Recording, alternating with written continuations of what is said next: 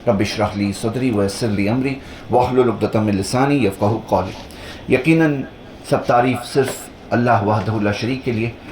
दरूद और सलाम आखिरी नबी मोहम्मद सल्लल्लाहु अलैहि वसल्लम पर। मेरे भाइयों, रमज़ान के महीने के तकरीबन 2 अशरे गुज़र चुके हैं, अब आखिरी 10 दिन हमारे सामने बचे हैं। रमज़ान के अंदर हमारा गोल और मकसद क्या था?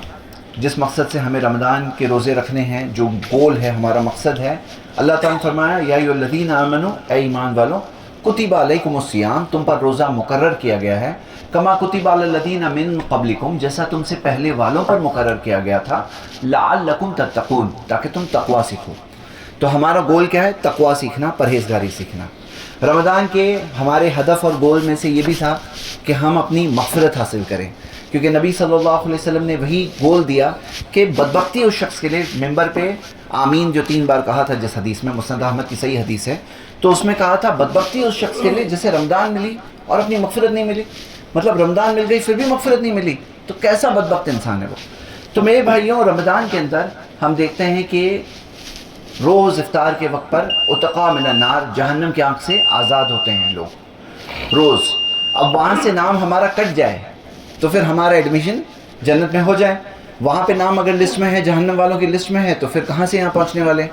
तो ये सारी चीज़ें हैं। लेकिन आज के खुतबे में जो हम ख़ास जिस पे फोकस कर रहे हैं कि ये बदलाव और सुधार और चेंज लाना, ये रमज़ान के मकसद में से है कि अपने आप को सुधारना, तक़वा इख्तियार करना, जन्नत मिल जाए, मग़फ़िरत मिल जाए। अब इसके अंदर कुछ चीज़ें हैं जो रुकावटें हैं। मतलब एक इंसान ये सब होने के बावजूद कुछ रुकावटों की वजह से वो उस मंजिल तक नहीं पहुंच पाता, उस मकसद को हासिल नहीं कर पाता है। तो कौन सी रुकावटें हैं जो हम में और इतने बड़े सुधार के बीच में आ सकती है? तो वो रुकावटों को हम इंशाल्लाह आज के खुतबे में ख़ास तौर से देखेंगे, और उन रुकावटों के ताल्लुक से हम क्या कर सकते हैं, वो हमारा आज के इस खुतबे का गोल है इंशाल्लाह। सबसे पहली और सब एक जो रुकावटें मैं बता रहा हूँ, कोई तरतीब में नहीं बता रहा हूँ, ऑर्डर अहमियत के एतबार से नहीं बता रहा हूँ, बस पॉइंट्स के एतबार से बता रहा हूँ। तो पहली पॉइंट जो हम आज देख रहे हैं, पहला पॉइंट रुकावटों में, और वो सबसे पहली रुकावट है अज़्म ना होना। अज़्म, विल पावर नहीं होना, ये बहुत बड़ी रुकावट है। कितने सारे लोगों को मालूम है ये सही बात है, ये जन्नत का रास्ता है, लेकिन उसमें वहाँ पर आगे नहीं बढ़ पाते हैं। जैसे अल्लाह ताला ने आदम अलैहिस्सलाम के बारे में फरमाया कि आदम के अंदर सूरह ताहा की आयत है कि हमने उनमें अज़्म नहीं पाया। जब आदम फिसल गए थे, अल्लाह की नाफरमानी कर बैठे थे, तो तब अल्लाह ताला ने उस मुतालिक सूरह ताहा के अंदर जो वाक़या ज़िक्र है, वहाँ पे कहा कि अल्लाह ताला ने ज़िक्र किया है कि अज़्म नहीं था वो। तो ये विल पावर होना बहुत ज़रूरी है, क्योंकि ये विल पावर से एक इंसान हासिल कर पाएगा जो उसे हासिल करना है। जैसे मिसाल के तौर पर लोग टारगेट बनाते हैं कि मैं कुरान इतना पढ़ूंगा, फिर नहीं कर पा रहे, मैं ये काम करूँगा, नहीं कर पा रहे। तो मेरे भाइयों, अपने अंदर वो विल पावर पैदा करना बहुत ज़रूरी है। अब कैसे हासिल करेंगे, कैसे पैदा करेंगे? तो हम देखते हैं कि अल्लाह से मदद मांग कर, छोटे छोटे गोल्स रख के और उन छोटे गोल्स को हासिल करके। देखिए, विल पावर का महीना चल रहा है, विल पावर का महीना। ये विल पावर नहीं है तो क्या है कि कोई इंसान सुबह सादिक से इफ्तार तक खाना नहीं खा रहा है, पानी नहीं पी रहा है, ये विल पावर नहीं है तो क्या है बोलो? तो अल्हम्दुलिल्लाह, जब अल्लाह के लिए इतना विल पावर आ जाता है ना, तो बाकी का भी आ जाएगा इंशाल्लाह। ऐसे टाइम पर अपनी कमज़ोरियों को दूर करने की इंसान कोशिश करे। तो पहली चीज़ जो हम देख रहे हैं, एक विल पावर नहीं होना। किस चीज़ के लिए बात कर रहे हैं हम आगे की बात कर रहे हैं। जब शैतान आज़ाद हो जाएगा, जब आम दिन होंगे, और जब हमारी जद्दोजहद और स्ट्रगल होगी, जन्नत के रास्ते पर रहना है, तो क्या चीज़ की ज़रूरत है हमें बहुत ज़रूरत है हमारे अंदर कि हमारे अंदर वो चीज़ का विल पावर हो।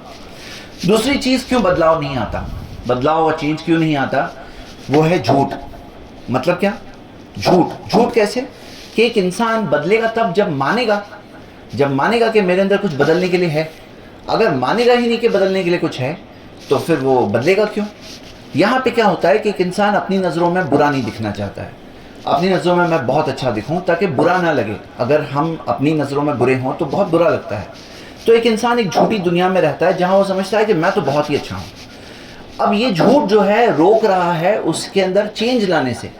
हमें इस्लाम ने क्या सिखाया? ईमानदारी सिखाया कि सच्चे रहो, सच्चे बनो, कूनू माअ सादिकीन, सच्चों के साथ रहो।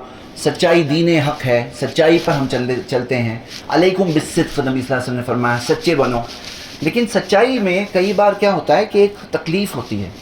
एक इंसान मिसाल के तौर पर सुस्त है, अब उसके अंदर ये एहसास और कबूलियत कि हाँ मैं सुस्त हूँ, वो चीज़ के लिए اسے برا لگے گا جب وہ اسے پتہ چلے گا کہ میں سست ہوں، یا ہو سکتا ہے میں کنجوس ہوں، یا کوئی بزدل ہے، یا پھر کیا ہے اس کے اندر کیا چیز ہے. وہ جانے گا پہچانے گا تو ہی تو چینج کرے گا. اگر جانے گا پہچانے گا نہیں تو کہاں سے بدلاؤ آنے والا ہے.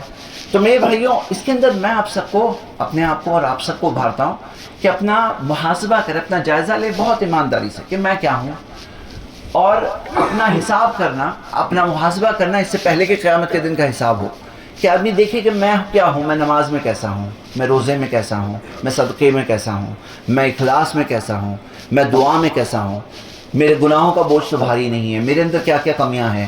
اب آدمی، ایک انسان اپنا جب جائزہ لے گا ایمانداری سے، تو یہ تو ہو گیا پہلا سٹیپ. یہاں سے بدلنے کا چانس ہے انشاءاللہ، کیونکہ اللہ تعالیٰ سچوں کی مدد کرتا ہے. حدیث ہے، نبی صلی اللہ علیہ وسلم نے فرمایا علیکم بالصدق، سچے بنو، فإن الصدق یہدی الی البر، کیونکہ سچائی نیکی کی طرف لے آتی ہے. وإن البر یہدی الی الجنہ، اور نیکی جنت کی طرف لے آتی ہے. وما یزال الرجل یصدق ویتحری الصدق حتی یکتب عند اللہ صدیق. ایک شخص سچ کہتے آتا ہے اور سچ کہنے کی کوشش کرتا ہے یہاں تک کہ اللہ کے پاس لکھا جاتا ہے کہ یہ تو سچا ہے. تو ہم دیکھتے ہیں سچائی ہے اس کو نیکی کی طرف لے آتی ہے، اور نیکیاں جنت کی طرف لے آتی ہے. تو یہ ہو گئی دوسری بات کہ اپنے اندر محاسبہ کرنا اپنا کہ میرے اندر کیا کمیاں ہیں. الحمدللہ رمضان کا مہینہ ہے، یہ مہینہ اگر ہم نے کھو دیا تو پھر اتنا اچھا موقع کھو دیں گے، اور اس مہینے کے بیسٹ دن تو ابھی ہے، ابھی اگر کھو دیں گے تو کتنے افسوس کی بات ہے. تو یہ دوسری چیز. ایک تیسری رکاوٹ ایک انسان کے اندر وہ یہ ہوتی ہے اس کی جہالت، علم نہ ہونا. مطلب کہ ایک ہوتا ہے کہ پتہ ہو تو آدمی کچھ کرے گا بھی، لیکن اگر پتہ ہی نہیں ہے تو کیا کرے گا. کوئی انسان کو راستہ ہی نہیں معلوم ہے تو بھٹکتا ہی رہے گا. کسی کو اگر پتہ نہیں کہ یہاں پر جائیں گے کیسے تو کوئی بھی راستے پر چلے گا. اور یہی حال ہوتا ہے اکثر لوگوں کا کہ زندگی بھٹکتے ہوئے نکل جاتی ہے، اور یہ ہوتی ہے زندگی ان کی. تو یہاں پر ہم سب کو ایک بات کرنا چاہیے کہ دین کا علم حاصل کرنا چاہیے تاکہ سب باتیں پتہ چلیں. کہ آپ کو پتہ ہے کتنے سارے لوگ ہیں جو گناہوں کے دلدل میں اس لیے پھنسے ہوئے رہتے ہیں کیونکہ ان کو توبہ نہیں پتہ ہے کہ توبہ میں اللہ تعالیٰ نے کہا ہے لا تقنطوا من رحمت اللہ، کہ اللہ کی رحمت سے مایوس مت ہونا. اللہ تعالیٰ نے کہا ہے کہ اگر تم پہاڑ، نبی صلی اللہ علیہ وسلم نے فرمایا کہ اللہ نے کہا کہ اگر تم پہاڑ جتنی گناہ لے کر آ جاؤ میں اتنی مغفرت لے کر آؤں گا، اور اگر تمہارے خطا آسمان تک پہنچ جائے تو میں اتنی مغفرت دوں گا. تو ہم دیکھتے ہیں کہ یہاں ایسا نہیں کہ کوئی گناہ ہے جو اللہ معاف نہیں کر سکتا یا ممکن نہیں ہے کہ معاف ہو. شیطان تو مایوس ہی کرنا چاہے گا، شیطان تو کہے گا ارے تمہیں کیا، اللہ تمہیں لگتا ہے اللہ تمہیں معاف کرے گا. تو حقیقت کیا ہے کہ اللہ تعالیٰ نے کہا ہے کہ رحمت سے مایوس مت ہونا. اب یہ ہے معاملہ، ایک مثال علم نہ ہونے کی مثال. اسی طرح تو آپ دیکھیں گے کہ علم نہ ہونے کی وجہ سے لوگ شرک کرتے ہیں، اللہ کی محبت میں شرک کرتے ہیں، نبی صلی اللہ علیہ وسلم کی محبت کا اقرار کرتے ہیں اور بدعات کرتے ہیں. صرف مین وجہ یہی ہے نا، علم نہیں ہے. تو ایک تیسری چیز جو ہمیں ہمارے اندر چین سے روکتی ہے وہ ہے جہالت. اب اس میں بھی میرے بھائیوں ایمانداری کا جو دوسرا پوائنٹ تھا نا وہ اپلائی کرنا ہوگا کہ کوئی ہے جس کے پاس علم نہیں ہے لیکن اس کے اندر یہ احساس نہیں ہے کہ اس کے اندر علم نہیں ہے. کیونکہ ہمارے معاشرے میں سب لوگ جاہل ہیں. اب سب جاہل ہیں، میں بھی جاہل ہوں، تو کوئی ایسا بری نہیں لگ رہا ہے کہ ہاں میں کیسے جاہل رہ گیا، کیونکہ سب کے سب جاہل ہی جاہل دکھ رہے ہیں. علم کی کمی ہے، قرآن لوگ پڑھتے ہیں لیکن سمجھنے کی کوشش نہیں کرتے ہیں، دین کا علم حاصل کرنا ضروری نہیں سمجھتے ہیں. طلب العلم فریضۃ علی کل مسلم، حدیث ہے نبی صلی اللہ علیہ وسلم نے فرمایا کہ علم حاصل کرنا فرض ہے ہر مسلمان کے لیے. نہیں کرتے عمل، کوئی نہیں کر رہا ہے، میں بھی نہیں کر رہا ہوں. تو ایسے کوئی برا نہیں لگ رہا ہے نا، یعنی ایسے کوئی دکھائی نہیں دے رہا ہے کہ بہت برا ہو رہا ہے کہ تم نے علم نہیں حاصل کیا. تو یہ نہیں ہونا چاہیے. ایمانداری سے اپنا جائزہ لیں کہ آپ کو پتہ ہے علم حاصل کرنا فرض ہے تو کر کیوں نہیں رہے. مطلب کتنے سال اور نکلیں گے زندگی کے. علم حاصل کرنے میں سب سے اہم چیز کہ بھئی صحیح عقیدہ پتہ ہو کہ بھئی توحید کیا ہے، شرک کی کتنی شکلیں ہیں، شرک کیسے ایک انسان میں آتا ہے، بدعات کیسے کیسے ٹائپ کی بدعتیں ہوتی ہے، حرام چیزیں کیا کیا چیزیں حرام ہیں. کتنے لوگ سود کا کام کرتے ہیں اور ان کو معلوم بھی نہیں ہوتا ہے سود کا کام کر رہے ہیں، سود کھا رہے ہوتے ہیں ان کو پتہ بھی نہیں ہوتا ہے سود کھا رہے ہیں، کیونکہ سود نام بدل کر کے آتا ہے، بھیس بدل کر کے آتا ہے. کتنے سارے لوگ حرام کام کر رہے ہوتے ہیں، ایک ہوتا ہے کہ حرام آدمی کر رہا ہے اس کو معلوم ہے، دل میں کچھ چبھ رہا ہے کہ میں حرام کر رہا ہوں، لیکن کتنے سارے لوگ حرام کر رہے ہیں ان کو یہ بھی نہیں معلوم ہوتا ہے وہ کر رہے ہیں حرام، صرف اس لیے کہ ان کو معلوم نہیں، علم نہیں ہے. کتنے سارے لوگ کتنی ساری غلطیاں کرتے ہیں، کتنے ساری گمراہی کے راستے پہ چلے آتے ہیں، اپنے آپ کو نہیں بچا پاتے ہیں، گھر والوں کو بچا نہیں پاتے ہیں، بچوں کو نہیں بچا پاتے، صرف اس لیے کہ علم نہیں ہے. تو تیسری چیز علم، کیونکہ علم سے روشنی ملتی ہے. قل هل يستوي الذين يعلمون والذين لا يعلمون، کہو وہ لوگ جو جانتے ہیں اور وہ لوگ جو نہیں جانتے کیا وہ ایک جیسے ہوتے ہیں. تو ہم دیکھ رہے ہیں تیسری چیز نہیں، ایک جیسے نہیں ہوتے. تو ہمیں علم حاصل کرنا ہے تاکہ سب چیزیں پتہ چلے، صحیح راستہ پتہ چلے. اور علم سے جذبہ بھی پیدا ہوتا ہے، علم سے تقویٰ بھی پیدا ہوتا ہے. انما یخشی اللہ من عبادہ العلماء، قرآن میں آتا ہے یقیناً اللہ سے ڈرنے والے اللہ کے بندوں میں علم والے ہوتے ہیں. تو جن کے پاس علم ہوتا ہے کہ اللہ تعالیٰ نے قیامت کے دن یہ ہونے والا ہے، حساب ہونے والا ہے، وہ علم سے تقویٰ پیدا ہوتا ہے. وہ علم جو حقیقی علم ہے، جو یقینی علم ہے. ایک ہوتا ہے انفارمیشن اور ایک ہوتا ہے علم. مطلب انفارمیشن معلومات، وہ معلومات پر جب یقین ہوتا ہے تب وہ ایک یقینی علم بنتا ہے، اور وہ علم سے تقویٰ پیدا ہوتا ہے. جب یقینی علم ہوتا ہے اس کے ساتھ میں تقویٰ پیدا ہوتا ہی ہوتا ہے. انما یخشی اللہ من عبادہ العلماء. تو یہ ہو گئی تیسری بات جو ہمیں روک رہی ہے. کس چیز سے روک رہی ہے؟ وہ بدلاؤ لانے سے روک رہی ہے. چوتھی چیز میرے بھائیوں، ایک انسان کئی بار خود تو بدل رہا ہے لیکن اس کا ماحول اس کو کھینچ رہا ہوتا ہے برائی کی طرف. اس کا ماحول اس کو بدلنے سے روکتا ہے. تو یہ ماحول جو ہوتا ہے نا، جو سراؤنڈنگز ہے، جو اس کا ماحول ہے، جو اس کے باہر، ایک ہوتا ہے اندر کی سٹرگل، ایک ہوتا ہے باہر سے کوئی چیز اس کو غلط چیز کی طرف چپکا کے رکھنا چاہتی ہے کہ یہی ہے زندگی تمہاری، تم یہی بن کے رہنے والے ہو. تو ہم دیکھتے ہیں کہ یہ ہے بدلاؤ میں ایک بہت بڑی رکاوٹ. جو آج کا موضوع ہے کہ رکاوٹیں، تو یہ چوتھی رکاوٹ ہم دیکھ رہے ہیں کہ باہر. اور باہر کا معاملہ ایسا ہے نا میرے بھائیوں کہ اس کو انڈر اسٹیمیٹ نہیں کرنا چاہیے. کئی لوگ کیا سمجھتے ہیں کہ صرف اندر ہی اندر سٹرگل ہے، اندر کی سٹرگل کے ساتھ باہر کا معاملہ اس کا بہت بڑا اثر پڑتا ہے لوگوں پر. اللہ کے رسول محمد صلی اللہ علیہ وسلم نے یہاں تک فرمایا الرجل علی دین خلیلہ، ایک شخص اپنے دوست کے دین پر ہوتا ہے. فلینظر احدکم من یخاللہ، تم میں سے ہر کسی کو دیکھنا چاہیے کہ کسے اپنا دوست بناتے ہو. تو دوست کا اثر پڑتا ہے، ماحول کا اثر پڑتا ہے. کئی بار ایسا ہوتا ہے آدمی اندر اندر بدل گیا ہوتا ہے، چینج ہو گیا ہوتا ہے، لیکن اس کے ماحول اس کو کھینچ کر کے پھر سے برا بنا دیتے ہیں. اس کے ماحول کا اثر ہوتا ہے جس کی وجہ سے وہ پھر سے برائی کے راستے پہ چلے جاتا ہے. تو یہ ہو جاتا ہے. یہی کہانی ہے میرے بھائیوں، یہی اصلیت ہے، یہ ریالٹی ہے. تو ہم سب کو وہ چیز کو دیکھنا ہوگا کہ بھئی ماحول ہمیں بدل کے برا بنائے تو ہم کیوں نہ ماحول کو بدل دیں. ہم اگر ماحول کو نہیں بدلیں گے تو ماحول ہمیں بدل دے گا. تو ہم کیسے ماحول کو بدل سکتے ہیں؟ بھئی ایک انسان کے لیے جو چیز اہم ہوتی ہے، ضروری ہوتی ہے، تو اس کے لیے وہ کچھ کرتا ہے. پانی میں گریں گے تو گیلے تو ہونے والے ہیں، تو کیوں میں پانی میں گروں؟ کیوں نہ میں سنبھال کے چلوں کہ میں پانی میں نہیں گروں. ہاں گٹر میں گر جائیں گے تو گندے ہونے والے ہیں. نہیں، تو آدمی کئی بار یہ سمجھتا ہے نہیں میں تو نہیں ہوں گا، کتنا بھی گر جاؤں میں تو اندر ہی، میں تو پورا صاف ہی رہنے والا ہوں. تو ایسا ہے نہیں. خلق الانسان ضعیفا، اللہ تعالیٰ نے فرمایا کہ میں نے انسان کو کمزور بنایا گیا ہے. سورہ نساء کی آیت نمبر 28 ہے. ہم سب ہے کمزور، یہ پہچاننا ضروری ہے. ہم کمزور انسانوں کو اچھا ماحول چاہیے. جب قرآن و سنت کی باتیں سنتے ہیں نا تو ایمان بڑھتا ہے. دل چاہتا ہے کہ میں نیک زندگی گزار کر وہاں تک پہنچ جاؤں. ہو سکتا ہے، ممکن ہے. لیکن جب برے دوستوں میں ہوتے ہیں تو وہ دوست ہوتے ہیں کئی بار اس کو کھینچتے ہیں.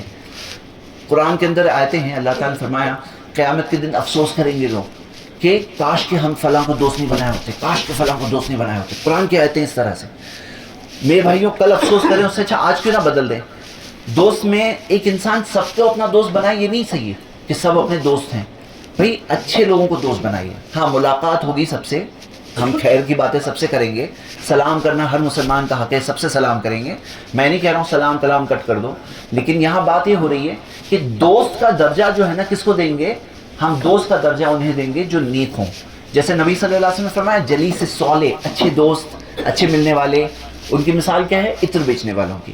تو میرے بھائیوں اپنا محاسبہ کریں. اگر ہم چاہتے ہیں رمضان سے لاسٹنگ چینج نکل کر آئے، جنت کا راستہ ہمارے لیے آسان ہو، تو پھر ہمارے لیے ہمارا ماحول بہت امپورٹنٹ ہے. اچھا ماحول کا ایک حصہ ہے جو آپ کے موبائل میں ہے.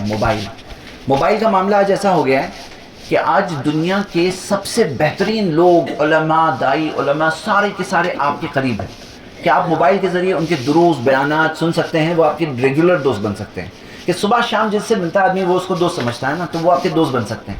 لیکن موبائل کی برائی یہ ہے کہ دنیا کے بدترین لوگ بھی آپ کے دوست بن سکتے ہیں، بدترین لوگ بھی آپ کے قریب ہیں. اور بہت سے لوگ صبح شام بدترین قسم کے لوگوں سے جڑے ہوئے رہتے ہیں، ان کے ویڈیوز، ریلز سب دیکھتے رہتے ہیں.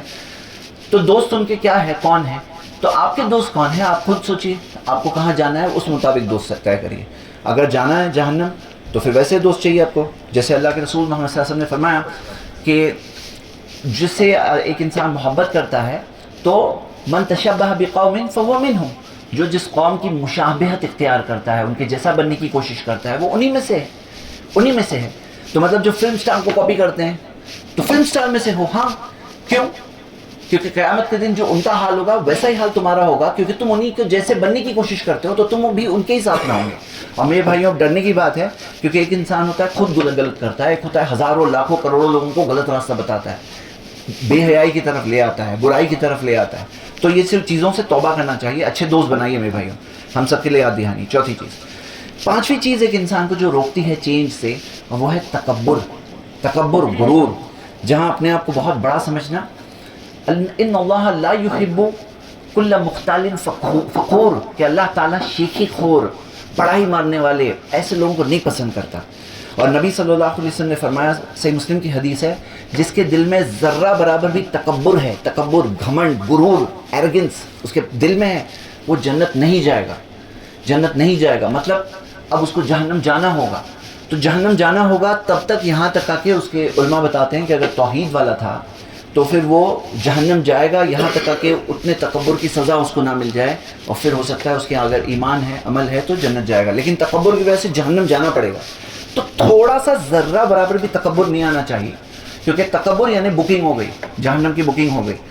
تو تکبر، غرور نہیں کیسے آئے کہ بھئی اللہ نے کسی کو دیا ہے، اب وہ یہ سوچے الحمدللہ، اللہ کی تعریف. کس کی تعریف؟ ایک حرف تعریف تمہاری نہیں. ایک چیز اچھی ہے نا آپ کے پاس، سب چیز اللہ کی دی ہوئی. تو تعریف کس کی ہے؟ اللہ کی تعریف. ہر چیز اللہ کی تعریف. جیسے ہم لوگ کوئی چیز جو دعا کرتے ہیں، اللہم ھذا منک ولک، قربانی کی جو دعا ہے نا کہ اللہ یہ تیرے طرف سے اور تیرے لیے ہے، مطلب تیرے ہی طرف سے اور تیرے لیے ہی ہے. تو ہم کیا دیکھتے ہیں کہ جو بھی ہے سب اللہ کا دیا ہوا ہے، الحمدللہ. یہ تکبر ہے نا میرے بھائیوں، بہت بڑی وجہ ہے کہ گمراہی انسان کے کو ملتی ہے. سب سے بڑا، سب سے پہلا انسان جو کون سی تکبر کا واقعہ ہمیں ملتا ہے؟ ابلیس. ابلیس کا کیا تھا؟ انا خیر من، میں اس سے بہتر ہوں، آدم سے بہتر. خلقتنی من نار وخلقتہ من طین، تو نے اللہ مجھے آگ سے بنایا، اس کو مٹی سے بنایا. تو یہاں کیا تھا؟ تکبر تھا. اس کو یہ بات نہیں چل رہی تھی کہ آدم مجھ سے آگے، اس کے آگے میں سجدہ کروں، یہ بات نہیں چل رہی تھی. میرے بھائیوں تکبر بگاڑ دیتا ہے معاملہ. تکبر کی وجہ سے اچھی خاصا ایک انسان بگڑ جاتا ہے، اور یہ تکبر روکتا ہے ایک انسان کو. تو ہمیں یہ شکر کے ساتھ اللہ کے احسانوں کو ماننا چاہیے. الحمدللہ اللہ کا احسان ہے، جو بھی ہے وہ سب اللہ کا احسان ہے. پانچویں چیز. چھٹی چیز میرے بھائیوں، جو چیز ایک انسان کو روکتی ہے وہ ہے اس کی خواہشات. یہ خواہشات جو ہوتی ہے، اس کا معاملہ ایسا ہے کہ یہاں تک کا پہنچ جاتا ہے، سورہ فرقان کی آیت ہے کہ بعض لوگ افرائیت من اتخذ الہہ ہواہ، کیا آپ نہیں دیکھتے اسے جو اپنی خواہشات کو اپنا معبود بناتا ہے، اس کی خواہشات اس کا گاڈ ہوتے ہو جاتی ہے. یہ خواہشات جو ہے نا ایک انسان کے اندر جو بلاتی ہے اسے غلط چیز کی طرف، خواہشات. ہاں یہ جو خواہشات ہے، ہوا، ہاں یہ چیز انسان کو اس بدلاؤ سے روکتی ہے. جو چینج رمضان کے مہینے میں مل سکتا ہے، وہ رمضان کے اس چینج سے روکنے والی چیز کیا ہے؟ یہ خواہشات ہے. اب یہ خواہشات کا معاملہ ایسا ہے کہ انسان کے دل میں یہ ساری چیزوں کی خواہشات لگی. قرآن کی آیت ہے کہ یہ دنیا کی زندگی کیا ہے؟ الا لہو و لعب، سوائے لہو و لعب. ہوتا کیا ہے؟ یہ یہی ہے زندگی لوگوں کی. کئی لوگ صرف انٹرٹینمنٹ، انجوائمنٹ، ریلز، یہ وہ سب انجوائے کرنا ان کی زندگی. اکثر لوگوں کا معاملہ یہ ہے. اب یہاں کیا ہوتا ہے؟ یہی چیز ان کو پہنچا دیتی ہے جہنم تک. اصلیت بھول جاتے ہیں، زندگی کی ریالٹی بھول جاتے ہیں. حقیقت جو آنکھوں کے سامنے تھوڑے ہی دنوں میں آنے والی ہے، جیسے قبر میں پہنچیں گے آئے گی، وہ حقیقت کو بھول جاتے ہیں. تو یہ ہے بہت بڑی وجہ. کس چیز کی وجہ؟ ایک انسان کو بدلاؤ سے روکنے والی چیزیں یہ خواہشات ہیں. اب یہ خواہشات کو کنٹرول کرنا بہت ضروری ہے. کیسے کنٹرول کریں؟ علم سے. دین کا علم حاصل کرنے سے خواہشات کنٹرول میں آتی ہے. مثال کے طور پر ایک انسان بہت شوقین ہے کہ بھئی میٹھا مجھے بہت پسند ہے، لیکن جس دن اس کو ڈاکٹر کہتا ہے کہ دیکھو ابھی تمہیں ڈائبٹیز ہو گیا، اب تم میٹھا کھاؤ گے نا تمہاری طبیعت ایسی ہوتی رہے گی، یہ میٹھے کی وجہ سے ہو رہا ہے، ابھی تم نہیں کھا سکتے. تو یہ علم اس کو، اس کی خواہش کو روک دیتا ہے. یہ علم آنے کے بعد اب وہ جو خواہش جو تھی اس کی، وہ خواہش کنٹرول میں آ جاتی ہے علم کی وجہ سے. تو علم سے خواہشات کنٹرول میں آتی ہیں میرے بھائیوں. تو علم حاصل کر کے، اخلاص والا علم حاصل کر کے، وہ ہماری خواہشات کنٹرول میں آ سکتی ہے. اور اصلیت کو پہچاننا، حقیقت کو پہچاننا، اس سے خواہشات کنٹرول میں آتی ہیں. جیسے نبی صلی اللہ علیہ وسلم نے فرمایا کہ اکثر الذکر حادم اللذات، کہ کثرت سے یاد کرو لذتوں کو ڈھانے والی کو. لذتوں کو ڈھانے والی چیز کیا ہے؟ وہ ہے موت. کہ موت کی یاد کثرت سے آنی چاہیے. اور موت کی یاد سے کیا ہوتا ہے؟ لذتیں جو ہوتی ہیں نا، یہ سب کو ڈھانے والی چیز ہے. اللہ ہم سب کو یہ کرنے کی توفیق عطا فرمائے. آگے میرے بھائیوں، اگلی چیز جو ایک انسان کو بدلاؤ سے روکتی ہے، وہ چینج سے روکتی ہے، کہ یہ جو ٹائم، جو اہم ٹائم ہوتا ہے نا، وہ ٹائم وہ گوا دے. دیکھیے ایک مثال کے طور پر، ایک ٹائم ہوتا ہے جس میں بزنس کا ایک سیزن ٹائم ہوتا ہے. چند دن میں آدمی کئی دنوں کے برابر سیل کر دیتا ہے. اب کوئی سیزن ٹائم پہ بزنس میں نہ ہو تو پھر کیا ہوگا, اس کا لاس ہو جائے گا. اب یہ جو سیزن ہے, یہ جو وقت چل رہا ہے ہمارا, یہ ہمارا کمانے کا وقت ہے. رمضان تو ایسے ہی سب سے اہم مہینہ ہے لعلکم تتقون کے لیے. اب اس میں یہ 10 دن سب سے اہم دن. اب یہاں پر کیا دیکھ رہے ہیں ہم لوگ بھائی, مسلم علاقوں میں دیکھ رہے ہیں لائٹیں خاص لگائے ہیں, سب بیڈمنٹن بیٹس نکل کے آ گئے رمضان میں اور بیڈمنٹن کھیلتے ہوئے مل رہے ہیں. دیکھیے انسان کے پاس ٹائم تو 24 ہی گھنٹے ہے نا. اب وہ 24 گھنٹے میں ہمیں اپنے مین ٹارگیٹ پہ فوکس کرنا ہوگا کہ بھئی یہ مہینے میں ہمیں روزہ تو رکھنا ہی ہے, تراویح کی نماز, قام رمضان, جو رمضان میں قیام کرے ایماناً و احتساباً غفر لہ ما تقدم من ذنبہ, اس کے پچھلے گناہ معاف ہوتے ہیں. تو اب یہ قیام اللیل ہے, ہاں نماز یعنی تراویح ہے, اب اس کے اندر صدقات ہے, قرآن کی تلاوت, قرآن کا مہینہ ہے, اور یعنی کئی چیزیں کرنی ہیں. میں جانتا ہوں کہ ہے لوگوں کو کھیلنے کا شوق ہوتا ہے, اچھی بات ہے, کوئی منع نہیں کر رہا ہوں, دوسرا مہینہ بنا دو نا. اب لائٹ ہی لگانا ہے, کھیلنا ہی ہے, تو چلو کوئی اور مہینے کو فکس کر دیں گے تاکہ لوگ اس طرح سے اپنے رمضان کا قیمتی ٹائم ویسٹ نہ کریں. تو ہم لوگ یہ نہیں کہہ رہے مت کھیلو, لیکن کیوں نہ وہ چیز تھوڑا بعد میں کر لو. شوال کے مہینے کو بنا دو لائٹ لگا کے, بیڈمنٹن نکال کے کھیلنے والا مہینہ. اگر بنانا ہے کسی مہینے کو سیزن ٹائم, تو یہ عبادت کی سیزن ٹائم ہے یہ. اب یہاں پہ وہ عبادت کی فوکس جو ہمارا اس طرف چلے آتا ہے, تو پھر ہمارا خود کا ہی تو لاس کر رہے ہیں نا ہم لوگ. کیونکہ ایک انسان کے پاس ٹائم تو 24 گھنٹے سے زیادہ نہیں نکل کے آ جائے گا, طاقت جتنی ہے اتنی ہے. تو کیوں نہ وہ فوکس ہمارا ہو جائے عبادت کرنے پر. دیکھیے آپ جب جاتے ہیں سفر پہ تو ہوتا ہے کہ بھئی پلین میں 20 کلو کا لگیج الاؤ ہے, تو 20 کلو میں آدمی کیا کرے گا, کیا گھر کے ٹیبل کرسی ہے کچھ اٹھا کے جائے گا 20 کلو میں, یا پھر وہ دیکھے گا مجھے سفر میں کیا چیز ضروری ہے, وہ سب سے ضروری چیزیں پیکنگ کرے گا. اور پیکنگ کرنے میں کیا کرے گا, پیکنگ جب کرنا ہے نا تو بڑا سامان پہلے ڈال دیتے ہیں تاکہ اس کی جگہ بن جائے, پھر چھوٹی چھوٹی چیزیں سائڈ میں فٹ ہو جاتی ہے. تو یہاں پر ہمارے لیے رمضان کا یہ جو ٹائم پیکیج ہے نا, اتنا ہی ٹائم ہے ہمارے پاس. اب اس میں ہمیں کیا کرنا ہے, سب سے اہم چیز پہلے ڈالنا ہے, سب سے اہم چیزیں ڈالنا ہے, اور بڑی چیزیں پہلے ڈالنا ہے کہ یہ تو میرا ہے, نمازیں تو فرض پڑھنی ہے برابر سے, نمازیں پوری طرح سے فرض, سنتیں پڑھنی ہیں, قیام اللیل کرنا ہے, قرآن تو پڑھنا ہی پڑھنا ہے. تو بڑی چیزیں ہم نے پہلے ڈالے, پھر باقی چیزیں اس کے آس پاس فٹ کرنا ہے. تو یہ ضروری ہے تاکہ ہم اچھی ٹائم پلاننگ کریں گے تو ہم اس وقت کا اچھا استعمال کر پائیں گے. اب اہم وقت جو ہوتا ہے سیزن ٹائم ہے, وہ سیزن ٹائم گنوا دیں گے, پھر سال میں باقی ٹائم پہ جاگیں گے, تو پھر یہ افسوس کی بات ہے کہ تم مین ٹائم پہ سو گئے, مین ٹائم تم نے گوا دیے. یہ نہ گواؤ, ابھی تو ٹائم ہے سامنے. اب میرے بھائی اگر آپ ہو سکتا ہے رمضان میں شروع سے اب تک کمزور پڑ گئے ہو, ابھی چست ہو جاؤ. ابھی جیسے آتا ہے نا نبی صلی اللہ علیہ وسلم کے بارے میں کہ اپنی کمر جیسے کس دیتے اور احیا لیلہ و ایقظ اہلہ. یہ 10 راتیں جو آج رات سے شروع ہونے والی ہیں, یہ رات بھر جاگتے 10 کے 10, اور اپنے گھر والوں کو بھی جگاتے. تو یہ 10 جو ہے بیسٹ دن ہوتے ہیں. اس میں کیا ہے, لیلۃ القدر. اور لیلۃ القدر کیا ہے, ٹائم کی بات کر رہے ہیں, لیلۃ القدر خیر من الف شہر, 1000 مہینوں سے بہتر ہے. اب ظاہر سی بات ہے 1000 مہینے بولتے کس کو ہیں, ارے چھوٹے موٹے فائدے کی بات نہیں کر رہے ہیں ہم لوگ. 1000 مہینے یعنی 83 ایئرز ہوتے, 83 ایئرز یعنی آج یعنی ایک جو رات مل جائے وہ 83 ایئرز سے بہتر ہے. ٹائم کی اہمیت سمجھنا بہت ضروری ہے. اب یہ ایک اتنا سپر بونس آفر ہے, اور یہ بونس آفر کیا کرتا ہے پتہ ہے, بہت سے لوگ گوا بیٹھتے ہیں ٹائم کو مینیج نہیں کرنے کی وجہ سے. اور ٹائم مینیج کرنے والے کیا تعریف کے قابل وہ لوگ ہیں جو اعتکاف میں ہی بیٹھ جاتے ہیں کہ بھائی سب کام سے فارغ, اب مجھے 83 ایئرز سے بہتر والی چیز حاصل کرنی ہے, تو ان کا حاصل کرنے کا بہتر چانس ہوتا ہے کیونکہ پورے کام سے فارغ ہو کے 10 دن اعتکاف میں بیٹھ جاتے ہیں. تو میرے بھائیوں اعتکاف میں جانے کا بھی وقت ابھی مغرب سے شروع ہونے والا ہے.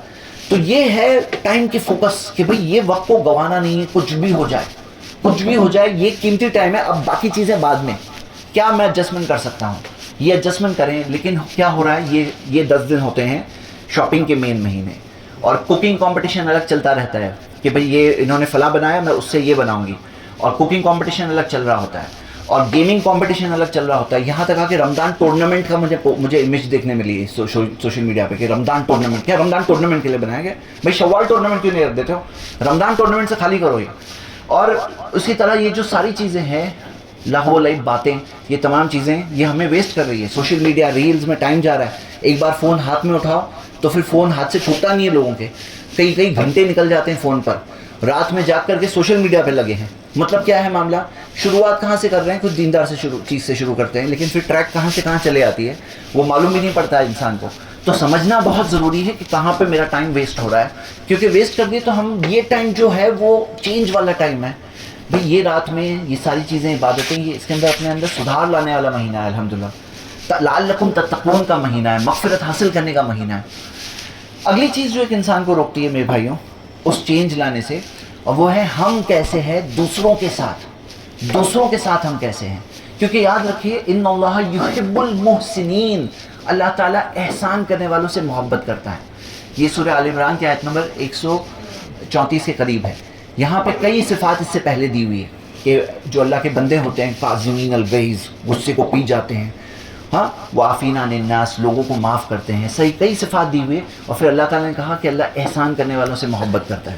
اب ہوتا کیا ہے میرے بھائیوں، ریالٹی ہے کہ جب روزہ رکھتے ہیں نا تو جب بھوکا ہے آدمی، پیاسا ہے، کہیں اس کا ٹیمپر جو ہے نا جلدی ابل جاتا ہے۔ بہت سے لوگوں کا معاملہ ایسا ہے کہ رمضان کے روزوں میں جب بھوکے پیاسے تو ہوتے ہیں اللہ کے لیے الحمدللہ، تو اس کے اندر ان کا ٹیمپریچر آؤٹ آف کنٹرول ہو جاتا ہے، یعنی غصہ ان کو بہت جلدی آ جاتا ہے۔ اسی وجہ سے شاید اللہ کے رسول صلی اللہ علیہ وسلم نے جو کہا کہ جب کوئی تمہارے ساتھ لڑنے کی کوشش کرے کہو انی صائم، میں روزے سے ہوں، مطلب اپنے آپ کو یاد دلاؤ کہ بھئی میں روزے سے ہوں، میں روزہ خراب ہوگا۔ اور یہاں تک کہا الفاظ حدیث ہے صحیح بخاری کے کہ من لم یدع قول الزور، جو بری باتیں کرنا نہیں چھوڑتا اور اس پہ عمل کرنا نہیں چھوڑتا تو اللہ کو کوئی ضرورت نہیں اس کا کھانا اور پانی چھوڑنے کی۔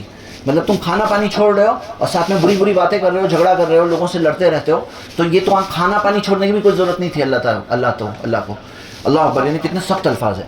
تو میرے بھائیوں یہاں پر ہم کیسے ہوتے ہیں دوسروں کے ساتھ، یہ بھی بہت اہم ہوتا ہے، اور یہ ٹریننگ ہوتی ہے، کیونکہ آدمی جب بھوکا پیاسا رہ کر اچھا رہے گا تو جب بھوکا پیاسا نہیں ہے تو تب بھی اچھا رہ سکتا ہے انشاءاللہ۔ ٹریننگ ہے نا یہ کہ مشکل حالات میں جو انسان کر گزرے گا تو آسان حالات میں تو کر ہی لے گا انشاءاللہ۔ تو جو مشکل چیز ہے کہ بھائی روزہ رکھے ہو لیکن ہمارا غصہ نہیں آنا چاہیے، آؤٹ آف کنٹرول نہیں ہونا چاہیے، زبان پہ برے الفاظ نہیں آنے چاہیے۔ کوئی جھگڑنے کی بھی کوشش کرے تو کہیں گے میں تو روزے سے ہوں، میں نہیں کروں گا، کیونکہ روزہ خراب ہوتا ہے اس سے۔ یعنی کہ انسان یہ سمجھے کہ صرف بھوک پیاس روزہ ہے تو وہ نہیں ہے، بھوک پیاس کے ساتھ ساتھ یہ بھی روزے کا ہی شامل حصہ ہے۔ تو اب ہمیں کیا کرنا ہے، یہ ہم دوسروں کے ساتھ کیسے ہیں، اس سے ہمارے اندر بدلاؤ پیدا ہوتا ہے، کیونکہ اللہ ایسے لوگوں سے محبت کرتا ہے۔ کن لوگوں سے؟ جو لوگ کیا کرتے ہیں، جو لوگ لوگوں کے ساتھ اچھے ہیں۔ ان اللہ یحب المحسنین۔ تو یہ ایک اگلی چیز ہے جس پر ہمیں دھیان دینا چاہیے کہ میں کیسا ہوں۔ اور بات کہاں پہ آتی ہے؟ ہر چیز میں بات یہاں آتی ہے میرے بھائیوں، جو میرا دوسرا پوائنٹ تھا، سچائی، ایمانداری، کہ بھائی ایمانداری سے اپنا جائزہ لو کہ آپ کیسے ہو۔ اب کوئی ہوتا ہے برے اخلاق والا ہے اور اس کو کوئی آ کے بول نہیں سکتا تمہارا اخلاق بہت برا ہے، کیونکہ جو برے اخلاق والا ہے وہ کیا دے گا ریٹرن میں۔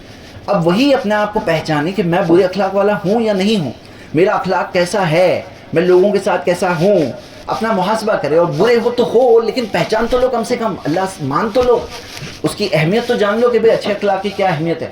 آپ کو پتہ ہے کہ جس کے پاس اچھا اخلاق ہوگا تو اللہ کے رسول صلی اللہ علیہ وسلم نے فرمایا انا زعیم ببیت فی ربد الجنہ، میں گارنٹی دیتا ہوں جنت کے اعلیٰ حصے میں گھر کی، من حسن خلقہ، جو اپنے اخلاق کو اچھا بنا لے، یعنی اچھا اخلاق ہو جائے تو جنت کے ٹاپ ایریا میں گھر ملے گا۔ یعنی پوش ایریا ہوتے ہیں جنت کی، جیسے دنیا میں پوش ایریا بولتے ہیں، لیکن جنت کی سب سے اونچی ایریا، وہ ایریا میں گھر ملے گا اچھے اخلاق والوں کو۔ اور سب سے اچھے اخلاق والے کون تھے؟ ہمارے خود کے نبی صلی اللہ علیہ وسلم۔ اب ظاہر سی بات ہے ان کے قریب کون رہے گا زیادہ؟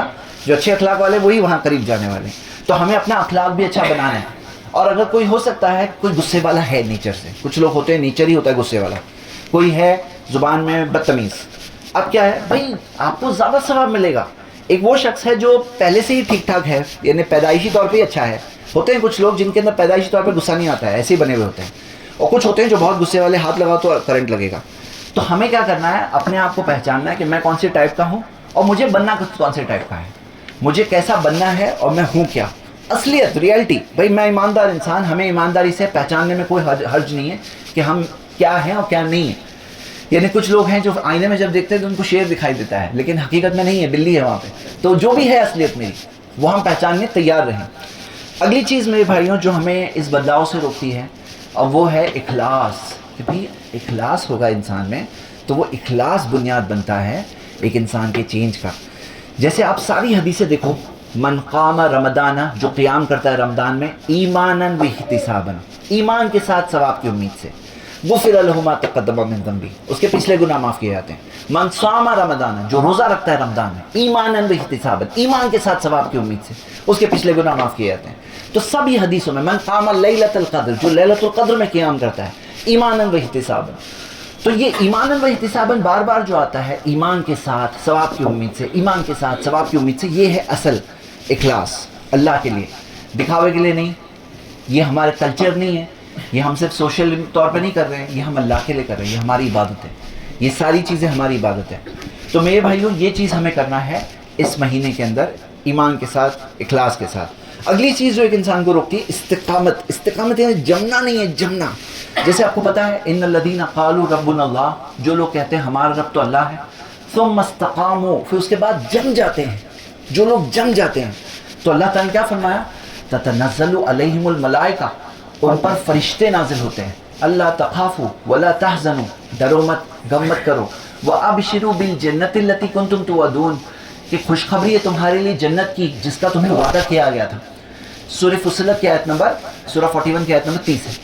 اب یہاں پہ کیا دیا ہے کہ جو لوگ ربنا اللہ کہتے ہیں کہ ہمارا رب اللہ ہے، ثم استقاموا، اس پہ جم جاتے ہیں، ان پہ فرشتے نازل ہوتے ہیں۔ تب اللہ کے رسول صلی اللہ علیہ وسلم کی حدیثوں سے ہمیں پتہ چلتا ہے، دوسری آیتوں سے پتہ چلتا ہے، تفسیر میں ہمیں ملتا ہے کہ یہ موت کے وقت پر، موت کا جب وقت ہوتا ہے تب فرشتے نازل ہوتے ہیں، کہتے ہیں ڈرو مت، اللہ تخافوا ولا تحزنوا، ڈرو مت، فکر مت کرو۔